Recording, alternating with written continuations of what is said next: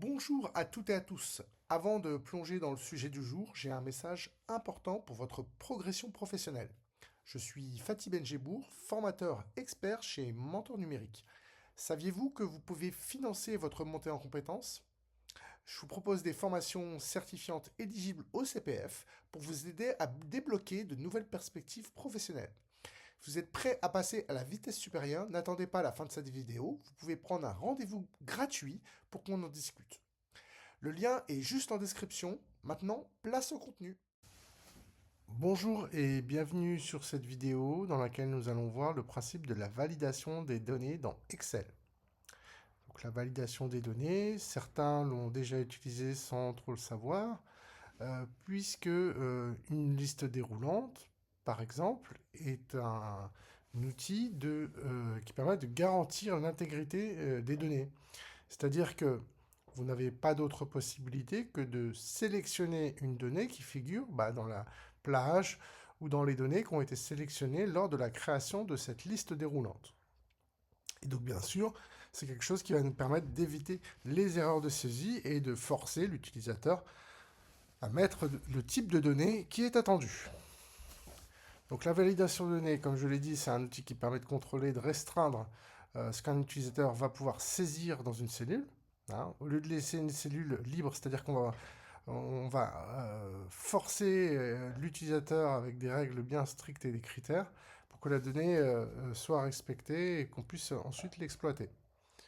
Donc, si on doit faire une petite analogie, finalement, la validation de données, on va peut-être considérer que c'est comme un portier à l'entrée d'un événement. Si la donnée remplit les conditions à ce moment-là, par exemple, entre 1 et 100, c'est ce qu'on a déterminé, la personne va être autorisée à rentrer.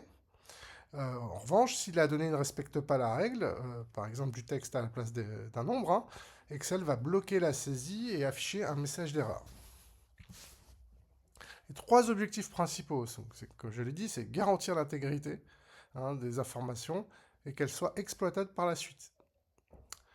Uniformiser donc la donnée, forcer l'utilisateur à choisir parmi une liste prédéfinie, par exemple dans le cadre de la liste déroulante, pour éviter d'avoir le terme vente avec un V majuscule et sans S, ou le terme vente tout en minuscule avec un S. Ou vente, par exemple, en majuscule dans le même tableau. Donc il faut savoir que ça ne sera pas le même type de données. Enfin, il y a une aide à la saisie également qui va être possible par l'intermédiaire d'une petite bulle, d'une infobulle qu'on va pouvoir paramétrer. Alors, pourquoi est-ce que c'est indispensable sans la validation des données, donc, du coup, la qualité de vos données va reposer uniquement sur l'attention de la personne qui remplit le tableau. Et une seule faute de frappe peut fausser totalement, par exemple, un TCD ou une formule de calcul de type recherche X.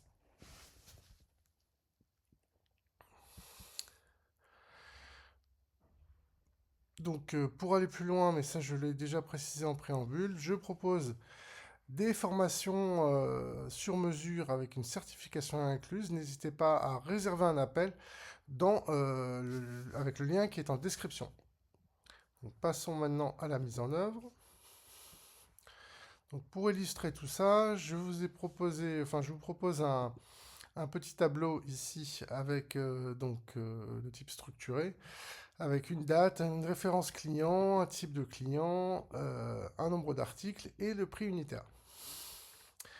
Donc, voici l'énoncé de l'exercice. Vous devez construire un tableau de journal de vente avec les colonnes suivantes, c'est ce qu'on vient de faire. Et ensuite, par contre, on va avoir des règles spécifiques de validation. Donc, pour la date, il va falloir que la date saisie soit comprise entre le 1er janvier 2025 et le 31 décembre 2025, que la référence client donc c'est du texte qui doit contenir 4 caractères. Le type de client, donc on va venir faire une liste déroulante avec particulier, entreprise, administration.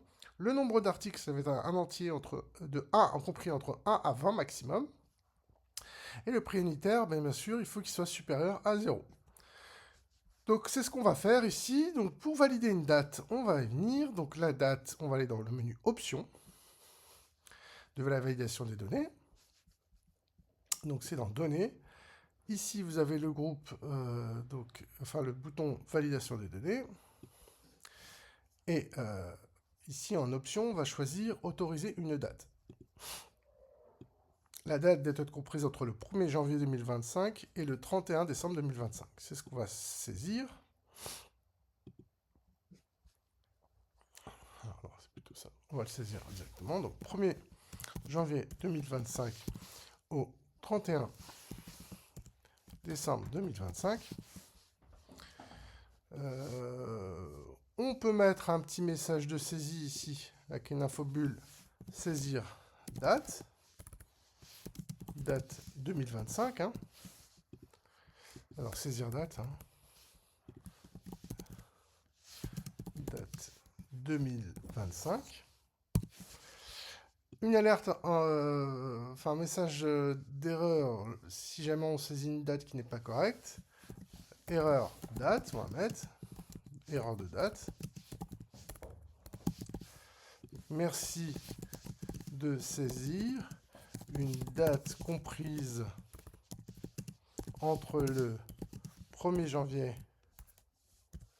2025 et le 31 décembre 2025.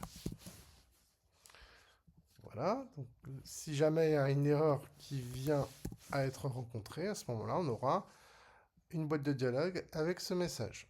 Je valide. Ensuite, pour la référence client, on nous demande ici d'autoriser une longueur de texte. Il faut que ce soit égal à 4.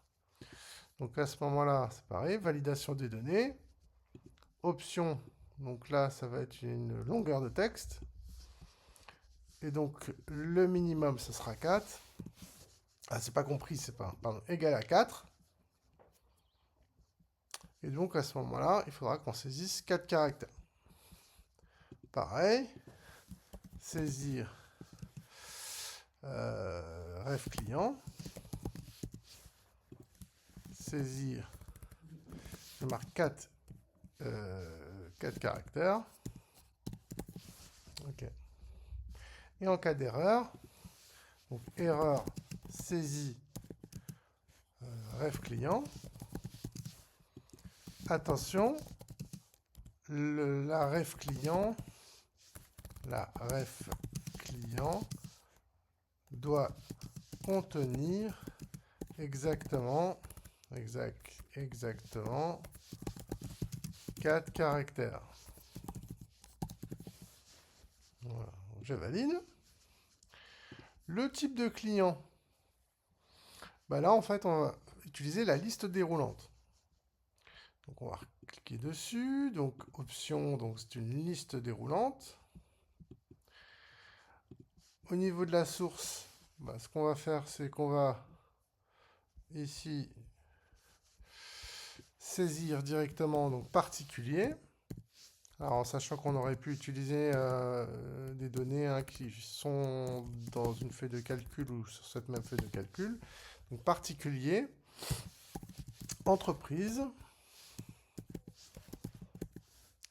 point virgule, administration. Administration.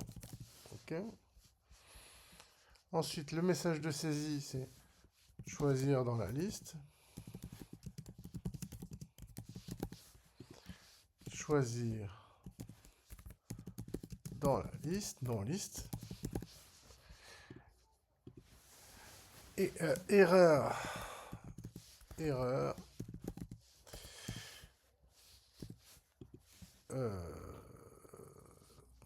Vous devez choisir une donnée dans la liste. On valide. Le dernier, donc là au niveau des contrôles de prix et quantité. Donc là c'est le nombre d'articles. Donc on vous dit qu'il faut que le nombre d'articles soit compris entre 1 et 20. Donc on retourne dans la validation des données, dans options. Et donc là on est sur des nombres entiers, donc compris entre 1 et un maximum de 20. Saisir entre 1 et 20. Entre 1 et 20. alerte erreur, erreur de saisie.